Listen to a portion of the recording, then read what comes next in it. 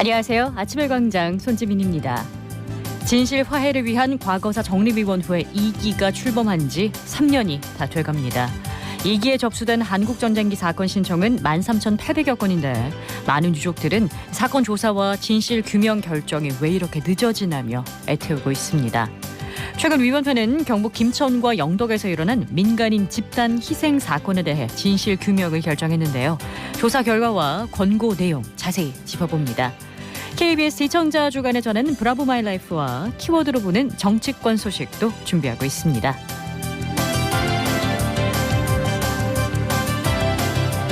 9월 6일 수요일 아침의 광장, 오늘도 시사 비타민 알차게 챙겨드립니다. 먼저 이 시각 교통 상황과 날씨 알아보죠. 박나영 리포터. 네, 먼저 고속도로 소식 알려드립니다. 중앙고속도로 춘천 방향 다부터널 125km 지점에서 차량 증가에 서행하고 있고요. 중부 내륙지선 대구 방향 남대구 나들목에서 성서 나들목 쪽으로 속도 떨어져 지나가고 있습니다. 대구 포항고속도로 양방향으로 팔공산 나들목에서 잠시 주춤하고 있습니다. 이어서 시내도로 살펴봅니다. 칠곡중앙대로 태전내거리에서 팔달교 방향 태전내거리 50m 지난 지점 3차로에서 승용차 추돌 사고 처리 중입니다. 이 구간 지나실 때 주의하시고요. 달구벌대로 용산내거리에서 이곡역 내거리 방향 차간거리 좁혀서 이동하겠습니다. 대학로 경북대학교 북문에서 복현 오거리 방향 신호주기에 따라 밀림과 풀림 반복되고 있습니다. 마지막으로 날씨입니다. 오늘 대구와 경북 지역은 대체로 흐린 가운데 구름이 많겠습니다. 오후에는 지역에 따라 가끔 비가 내리는 곳이 있겠는데요. 예상 강수량은 5mm 미만입니다. 오늘 낮 최고 기온은 26도에서 31도로 평년보다는 높겠는데요. 습도가 높아 체감온도는 33도까지 올라 덥겠습니다. 대기 확산은 원활해 미세먼지 농도 좋음 수준 보이겠습니다. 현재 대구의 기온은 24도, 습도는 72%입니다. 지금까지 박나영이었습니다.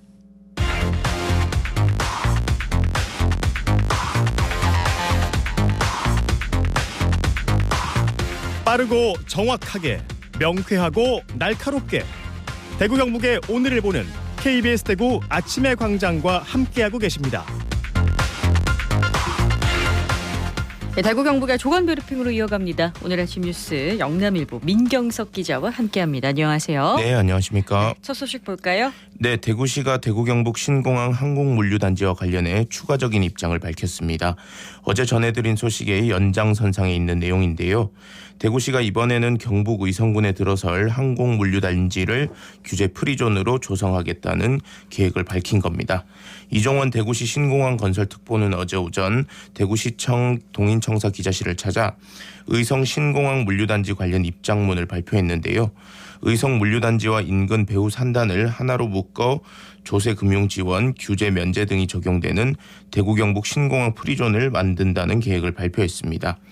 이곳을 경제자유구역과 자유무역 지역으로 지정해 의성 항공물류단지의 경쟁력을 높인다는 겁니다. 세계적인 사례로는 두바이 공항 프리존, 국내에서는 인천공항 자유무역 지역과 같은 규제 프리존을 조성하겠다는 계획입니다. 네, 대구시에서 이 같은 입장을 이틀 연속으로 발표한 배경이 있을까요? 네, 그동안 의성 지역에서는 2020년 작성한 공동합의문을 근거로 들며 화물터미널을 의성 지역에 배치해야 한다고 주장을 펼쳐왔기 때문입니다. 하지만 화물터미널은 공항시설의 일부이며 의성에 들어서는 건 항공물류단지라는 게 대구시 측의 입장입니다. 현행 공항시설법상 화물터미널은 공항 기본시설에 해당합니다. 공동합의문에도 항공물류, 항공정비 산업단지 관련 산업, 물류 종사자 주거단지를 의성군에 우선 배치한다는 조항이 담겨 있습니다. 이종원 특보는 화물터미널은 공항시설법 시행령에 명시된 공항 기본시설의 일부일 뿐이니 더 이상 여객터미널, 화물터미널의 배치와 관련한 오해는 없었으면 좋겠다며 더욱이 실질적으로 기업이 투자하고 세수가 들어오는 곳은 의성의 항공물류단지가 될 것이라고 강조했습니다. 네, 의성군의 입장이 달라질 수 있을지 지켜봐야겠고요. 다음 소식 전해주시죠. 네, 대구 지역의 승용차 요일제 참여율이 극히 저조한 것으로 나타났습니다. 승용차 요일제는 에너지 절약과 대중교통 활성화 등을 위해 시행되고 있는데요. 제도가 효과적으로 정착하기 위해 공영주차장 요금 50% 감면 등 다양한 혜택을 제공하고 있음에도 이용자가 1% 안팎에 머물면서 전면적인 제도 개선이 필요하다는 목소리가 나오는 실정입니다. 네. 대구시에 따르면 지난달 말 기준 지역 내 승용차 요일제 참여 가능 차량 58만여 대 중 실제 참여 차량은 9,570대에 불과한 것으로 나타났습니다. 비율로 따지면 1.62%입니다.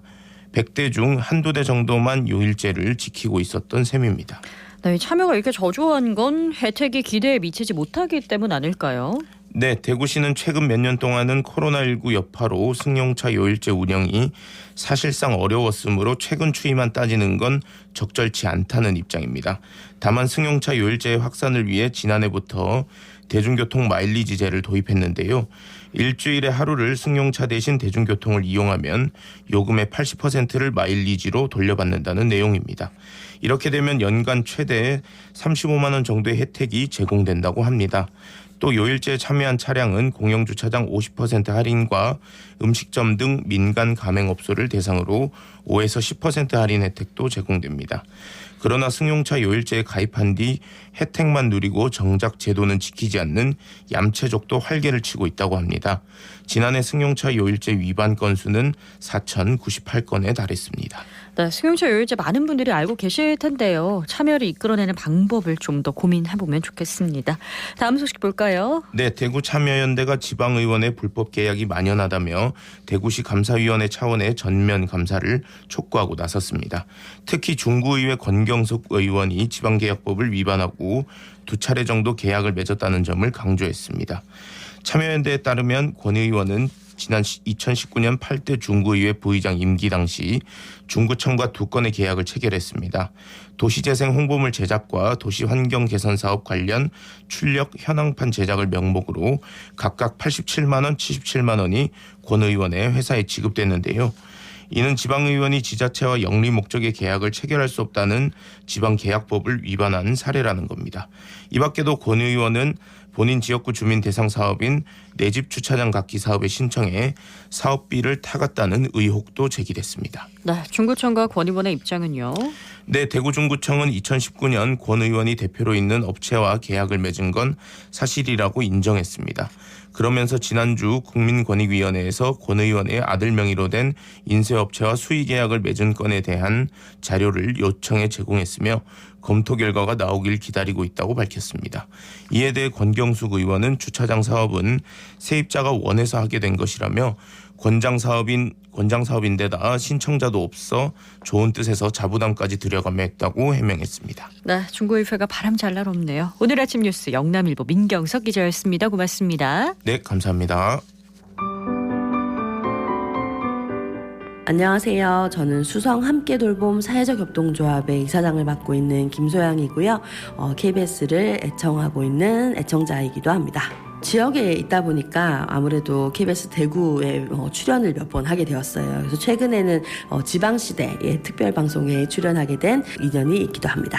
제가 새 아이 엄마이기도 하고 제가 엄마들의 삶을 어떻게 하면 바꿀까, 요즘 저출산 시대잖아요. 목소리를 듣고 싶다 하셔서 출연하게 되었고 이슈들에 대해서 많은 분들이 같이 고민하고 있다는 걸 알게 되어서 좀 참 반갑고 힘이 나는 방송 출연이었습니다. 저는 항상 라디오를 늘 켜놓고 사는데 일라디오를 지금 고정해 놓고 있고요. 그래서 아침에 광장을 들으면서 출근도 하고 또 11시가 되면 생생매거진 오늘도 계속 쭉 듣게 되면서 라디오로 사실 대구 우리 동네의 이야기를 들을 때 참 좋다라는 생각이 들었습니다.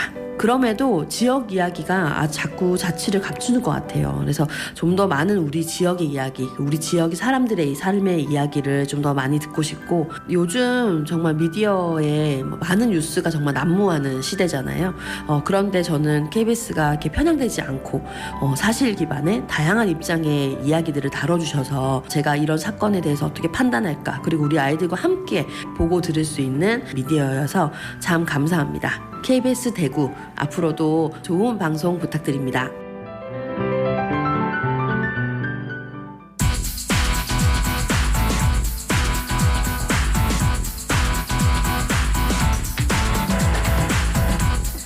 우리 사회 곳곳에서 활동하는 사람들의 다양한 삶의 모습과 그들이 전하고 싶은 이야기를 듣는 인터뷰입니다. 지난 8월에 열린 진실 화해를 위한 과거사 정리위원회 60일차 회의에서 경북 영덕군과 김천시에서 억울한 죽음을 맞은 희생자들에 대한 진실 규명이 74년 만에 이뤄졌습니다. 이용남 상임위원 연결해서 자세한 내용 짚어볼까 하는데요. 위원님 안녕하세요. 네, 안녕하세요. 이용남입니다. 네, 위원회가 김천 국민보도연맹 및 예비 검속 사건의 진실 규명을 결정했습니다. 이 사건 네네. 조사 그동안 어떻게 진행해 오셨는지 결과와 함께 좀 알려주시죠. 네, 우리 위원회는 김천 지역에서 6.25 전쟁 당시 이 피해를 받으신 분들의 접수를 통해서 과거사정리 기본법에 따라서 조사 개시를 결정하였고요. 네. 그 신청자분들께서 궁금하시는 부분이 그 조사가 어떻게 이루어지냐, 저희가 이제 세 가지 그 주요 방법으로 이루어지는데요. 네. 진술조사는 신청인이라든지 참고인의 진술, 사건을 목격했거나 당시에 알고 계신 분들의 그런 진술, 네. 증언을 통해서 진술 조사가 이루어지고요. 그 다음에는 형사사건부 기록이라든지 1960년대 제4대 국회 양민학살 사건 진상조사 결과 보고서, 그다음 제적등본, 족보 등의 자료를 통해서 그 희생 사실을 확인을 하고요. 네. 그리고 이제 조사관들이 현장에 직접 희생 장소 등을 답사를 해서 현장 조사 등을 통해서 이루어지고 있습니다. 그래서 그 김천 지역에서는 저희가 조사 결과 1950년 6월에서 7월 말까지 김천시 대덕면, 부항면 등에서 15명의 희생자가 진술 규명된 사건입니다. 그렇습니다. 이제 진술과 기록 검토, 현장 검사까지 여러 이제 과정을 거쳐서 진실 규명을 이제 해주고 계신데요. 이제 결과를 좀 자세하게 짚어볼까요? 네네. 네네. 네, 말씀하시죠. 네, 김천 국민보도연맹 및 예비 검속 사건 이제 진실 규명이 어떻게 결과가 어떻게 나왔는지 한번 자세히 짚어볼까 네네. 싶어서요. 네. 저희가 이제 방금 말씀드렸다시피 그 신청 사건을 위주로 조사를 했고, 네. 김천 지역에서는 대덕면에서 7명, 부항면에서 2명, 네. 감천면에서 2명, 지뢰면에서 1명, 그다음에 용두평화 배곡동에서 각 1명 네. 그 희생당한 사실이 이제 확인이 되었고요. 네. 당시 그 희생자들은 국민보도연맹에 가입했거나 그 유시찰 대상자라는 이유로 예비 검속되었고, 네. 주로 이제 그 김천 경찰서와 국군 hin병대, 그다음 그 CIC 방첩대라고 하죠. 이런 그 가해 주체들에 의해서 김천 구성면 대뱅이제와 돌고개, 그다음 지뢰면 골짜기, 직지사 계곡 등에서 희생된 사실을 확인했습니다. 네. 그 희생자 유족분들은 어떻게 살고 계셨을까요? 네. 그 이후에 그 유족분들의 삶이 순탄하지 않았습니다. 주로 이제 이분들은 그 자익 혐의라는 네. 그런 이제 그 혐의를 등으로 연좌제 등으로 고통을 받았고요. 네. 일단 제적등본이라든지 네. 그런 이제 그 자익 혐의로 인해서 그런 가족 관계라든지 그런 부분이 네. 부정확한 부분도 많고요. 또 어떤 분들은 그 부친께서 돌아가신 바람에 출생 신고도 제대로 이루어지지 않는 등 그 수십 년 동안 네. 여러 가지 이제 고통을 겪으시면서 살아가고 계십니다. 그 영덕 군경에 의한 민간인 희생 사건도 김천과 같은 시기인가요? 그 영덕 사건의 경우에는 네.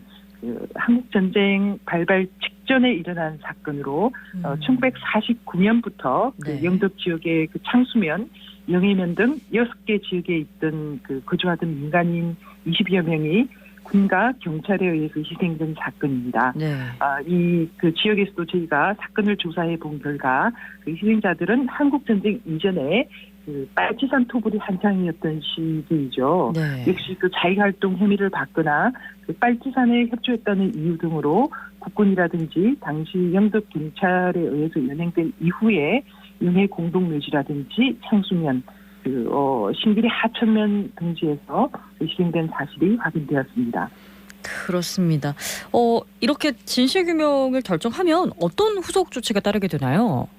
네, 저희가 그 진실규명 이후에 네. 과거사정리법에 따라서 진실규명 사건 피해자의 명예회복, 그다음 그 이제 화해 조치를 위한 다양한 그런 이제 후속 조치를 유관 기관, 뭐 정부 기관 당국에 권고하고 있는데요. 네.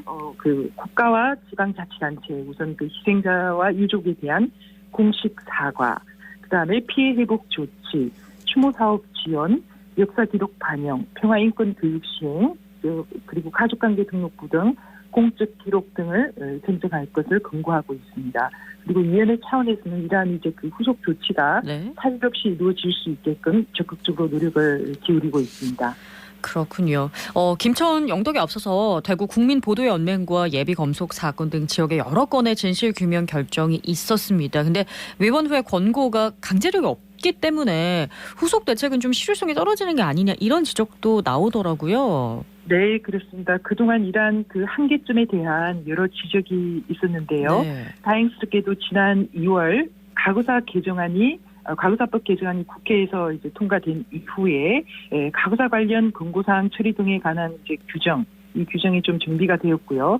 그래서 이제 그 개정된 그 법안에 따르면은 행정안전부가 진실규명 사건별 권고사항 이행을 총괄해 나갈 예정입니다. 그래서 저희 위원회 차원에서도 그런 정부의 이제 실효성 있고 구체적인 권고사항 이행 추진을 기대하고 있고요. 네. 그다음 법 개정안 그 개정되기 이전에도 위원회 차원에서 저희는 그 권고사항 이행 관리 회의를 직접 개최해서 사건별로 행정안전부 등 관련 부처와 지방자치단체가 참석한 가운데에서 여러 가지 권고 그 이행 방안을 네. 논의해 왔습니다. 그래서 저희가 이제 그 유교 전쟁 당시 민간인 희생 사건은 아니지만은 이러한 그 노력 결과 경기도를 시작으로 부산시, 충청남도에서는 피해자 지원을 위한 조례를 제정을 하였고요. 이 결과 성감하금이라든지 형제복지원 등 국내 그 집단 수용시설 인권침해 사건 피해자들에게는 네. 생활 자금 지원과 의료비를 지원하는 그런 이제 법적 근거가 마련되기도 하는 그런 성과도 있었습니다. 자금 지원까지 이 권고사항이 이행될 수 있도록 다각도로 애써주고 계신데요. 네. 2기 위원회 활동이 시작되고 대구 경북에서는 신청 건수가 얼마나 되는지 현재 어느 정도 진행이 됐는지 궁금합니다. 네, 대구 경북 지역에서는 저희가 그 신청을 받아본 결과 총 1,455건의 그 사건이 접수되었고요. 세부 그 내용을 살펴보면 국민보도연맹 750건, 군경에 의한 민간인 희생 사건 566건, 적대 세력, 그러니까 북한 등 적대 세력에 의한 민간인 희생 사건이 137건 접수되었습니다. 그 지역별로 말씀을 드리면 네. 경주 지역이 273건으로 가장 그 많은 비중을 차지하고 그다음 영덕 150건, 문경 141건 순으로 네. 세 개 시군이 전체 접수의 약 39%를 차지하고 있고요. 네. 지금 저희가 이제 그 조사가 진행 중인데 그 현재까지 336건이 진실규명 결정되고 또 그 일부에서는 결정 확인, 네. 71건이 확인되었고 나머지 그 982건에 대해서도 조사가 진행 중에 있다라는 말씀을 드립니다. 네, 근데 신청도 굉장히 많고 조사 진행 건수도 상당히 많은데 이 많은 사건을 조사 결과가 나오기까지 시간이 오래 걸릴 텐데 조사가 어떻게 좀 진행이 잘 되고 있나요? 네, 저희가 사실 그 한정된 그 네. 시간과 그 인력으로 조사를 하다 보니까 사실상 그 조사 인력이라든지 시간이 굉장히 부족한 것이 부족하죠. 사실입니다. 네. 그래서 위원회 차원에서 그 조사 인력을 보강할 수 있는 여러 가지 이제 노력을 확보할 수 있고 하고 있고요. 네. 관계 기관이라든지 정부 부처를 대상으로 조사 인력을 충원하기 위해서 최대한 이제 노력을 하고 있습니다. 그리고 무엇보다도 저희가 그 이기 진실화해 위원회의 고충 중에 하나는 그 민간인 희생 사건이 발생한 지 70년이 지났기 때문에 네. 사건을 그 목격하였거나 알고 계시는 참고인이 절대적으로 부족한 상황입니다. 그래서 네. 그 대구 경북 지역에서도 이 사건을 인지하시고 계시거나 좀 진실 규명에 도움이 되실 분들은 적극적으로 좀 나서 주시기를 당부해 드리고요. 네. 저희 그 위원회 차원에서도 진실규명 기여자 보상금 제도라는 게 있습니다. 네. 그래서 그 진실규명에 결정적으로 기여하신 분들에 대해서는 위원회에서 그 심사위원회를 거쳐서 그 소정의 그 보상 금액도 지원해 드리는 그런 제도도 있으니까 네. 지역민들의 많은 관심 부탁드리겠습니다. 네, 이런 사건들에 대해서 저희 언론에서도 마찬가지고요. 우리 지역민들의 관심이 아무래도 가장 필요하지 않을까라는 생각 다시 한번 해보게 됩니다. 이기위원회 활동기가 내년 5월까지로 예정돼 있는데요. 계속해서 애써주시기 바랍니다. 오늘 말씀 여기까지 듣겠습니다. 고맙습니다. 네, 감사합니다. 네, 지금까지 진실 화해를 위한 과거사 정리위원회 이용남 상임위원과 이야기 나눴습니다.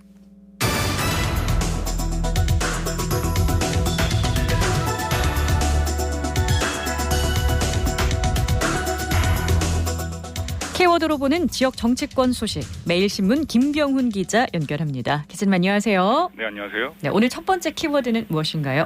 네, 대통령실 참모들입니다. 대통령실이 이달 말 추석을 기점으로 개편을 단행할 것이라는 예상이 나오는데요. 대통령실을 떠나 총선 출사표를 던질 참모들 가운데 대구 경북 출신이 대거 포함됐다는 소식입니다. 그렇군요. 가을 개편처럼 총선을 앞두고 대통령실 개편이 임박했다고 보시는 거군요. 네, 그렇습니다.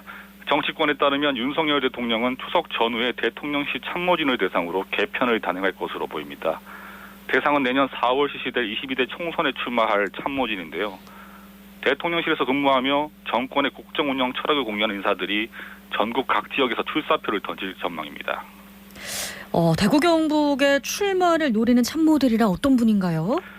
먼저 강명구 국정기획비서관이 거명되는데요. 강 비서관은 지난해 대선 선거대책본부와 인수위원회 그리고 대통령실에서 근무를 이어가는 등 윤 대통령의 복심으로 불립니다. 강 비서관은 경북 구미 출신으로 내년 총선에서 구미를 출마를 노린다는 소식입니다. 경북 포항 출신의 강훈 국정홍보비서관도 개각 대상에 포함될 수 있습니다. 강 비서관은 지난 21대 총선에서 고향인 포항 북구에 출마해 당내 경선에서 낙선한 바 있는데요. 네. 내년 총선에서 서력이 나설 것으로 보입니다. 이 밖에 경북 울진 출신의 전광삼 시민소통 비서관은 이번에 대구 북구갑으로 방향을 틀어 출마할 것으로 예상되는데요. 경북 경산 출신의 조지현 비서실 행정관도 21대 총선에 이어 고향의 출사표를 던질 전망입니다. 그렇군요. 이렇게 대구 경북에 몰리는 이유를 좀 분석해 보면요. 네, 내년이면 윤석열 정부 출범 3년 차에 접어듭니다. 벌써 정권 반환점을 도는 셈인데요. 정권 입장에선 조기 레임덕에 빠지지 않기 위해선 당정일체가 절실합니다. 정부와 여당이 다른 목소리를 내기 시작하는 것을 가장 경계하는데요. 그렇기 때문에 정권의 국정운영 철학을 공유하는 대통령실 참모들이 대거 국회 입성을 노린다는 분석입니다. 특히 대구 경북에 몰리는 건 보수정당 후보의 당선 가능성이 전국에서 가장 높다는 현실적인 이유도 자리합니다. 다만 대통령실이 추석과 연말 등으로 순차 개각에 나설 가능성도 제기되는데요. 네. 이 경우 당선 가능성이 높은 대구 경북 출신 참모지들은 가장 마지막 개편 대상에 포함될 수 있습니다. 이 현역 국회의원들은 달갑지가 않겠어요? 네, 그렇습니다. 대구 경북은 지난 2016년 20대 총선에서 진박 간별사 논란으로 대표되는 공천 파동을 겪은 바 있습니다. 당시에도 박근혜 청와대와 정무 출신이 진박이라는 이름으로 대거 출마해 현역 의원들과 갈등을 빚었는데요. 이번에도 마찬가지 공천 파동이 일어날 수 있다는 우려가 역력합니다. 현역 의원 입장에서 스스로를 친윤계로 자처하는데 진윤을 강요하는 대통령실 참모진들이 지역 민심을 흔들 수 있다는 건데요. 대통령실 개편 대상과 시점에 대구 경북 현역 의원들의 눈과 귀가 집중되고 있습니다. 그렇군요. 지켜봐야겠습니다. 두 번째 키워드 살펴볼까요? 네, 개파 정치 논란입니다. 최근 홍준표 대구시장이 대구 경북 정치권을 향해 개파의 줄서 눈치를 보면서 공천에 목매달고 있다고 강하게 비판했는데요. 네. 실제로 TK 정치권이 전원 친윤계를 자처하면서도 일부 실권자를 중심으로 이른바 해처 모여 행보를 보이고 있다는 소식입니다. 네, 대구 경북 의원들의 해처 모여 개파 정치 어떤 상황이길래요? 네, 현재 김기현 당대표를 중심으로 초선의 구작은 김승수 의원이 뭉치고 있는데요. 구미 갑을 지역구로 둔 구작은 의원은 당대표 비서실장을 맡는 등 김 대표의 최측근으로 불립니다. 대구 북구의 김승수 의원도 이른바 김기현의 사람으로 꼽히는데요. 두 사람은 지난 3월 전당대회 당시 TK에서 김 대표를 강하게 지원한 바 있습니다. 최근 시내관으로 급부상한 박성민 의원과는 대구 동구의 강대식 의원이 막역한 관계를 가시합니다. 네. 두 사람은 민선 6기였던 2014년부터 2018년까지 울산 중구청장과 대구 동부청장으로 만나 오래 교류를 해왔습니다. 그렇습니다. 개파라고 하면 아무래도 실권자, 윤핵관으로 불리는 의원들이 많이 거론이 되겠네요. 네, 원조 윤핵관인 권성동 장지원 의원도 대구 경북 의원들의 구심점 역할을 하고 있습니다. 권성동 의원 측근으로는 권성동 원내 지도부에서 대변인에 발탁된 대구 북구갑의 양금희 의원이 있습니다. 또 당시 원내 부대표를 맡았던 한무경 비례대표 의원도 거명됩니다. 장재원 의원의 TK 정치권 측근으로는 고령 성주 7곡의 정희용 의원과 포항 북구의 김정재 의원이 있습니다. 네, 당사자들은 개파 정치에 이름이 오른 걸 부정할 수도 있겠지만 우리 정치를 후퇴하게 만드는 모습이죠. 네, 그렇습니다. 홍준표 대구시장은 최근 자신의 페이스북에 민심에 기반을 둔 정치보다는 개파 보스의 지시에 따라 움직이는 정치인들만 판친다고 썼습니다. 그러면서 국민들도 이런 개파 정치의 폐해를 잘 알 텐데 왜 한국 정치는 아직도 70년대 개파 정치를 청산하지 못하는가라고 반문했습니다. 네. 당내 실권자를 중심으로 헤쳐 모이는 DK 정치권이 민심보다는 공천 가능성만 바라본다고 꼬집은 것입니다. 네, 대구 국회의원들이 치맥 페스티벌의 모습을 드러내지 않은 것을 두고도 말이 좀 나왔죠. 네, 그렇습니다. 첫날 홍준표 대구시장과 이준석 전 대표 그리고 주호영 의원만 모습을 드러냈는데요. 개파 정치에 집중하는 대구 의원들이 당내 비주류인 홍 시장과 이 전 대표를 피하기 위해서라는 분석이 나왔습니다. 이에 일부 의원들은 페스티벌 둘째 날부터 비공식적으로 행사장의 모습을 드러내기도 했습니다. 네, 개파 정치는 개파 갈등으로 이어지기도 합니다. 정치는 민심이 무엇보다 우선이라는 거 모든 분들이 알고 계시는 거니까요. 저희도 지켜보도록 하겠습니다. 키워드로 보는 지역 정치권 소식 매일신문 김병훈 기자와 함께했습니다. 고맙습니다. 감사합니다. 네, 오늘 대구와 경북 내륙은 가끔 구름이 많고 동해안은 대체로 흐린 가운데 오전부터 5mm 미만의 비 소식이 있습니다. 아침 저녁으로는 선선하지만요. 낮 기온은 대구 안동 30도, 영주 영천이 29도까지 오릅니다. 또 동해안을 따라서는 강풍특보까지 발효 중이니까요. 시설물 관리에 주의해 주시기 바랍니다. 9월 6일 오늘 저희 여기까지 준비했습니다. 오늘도 고맙습니다.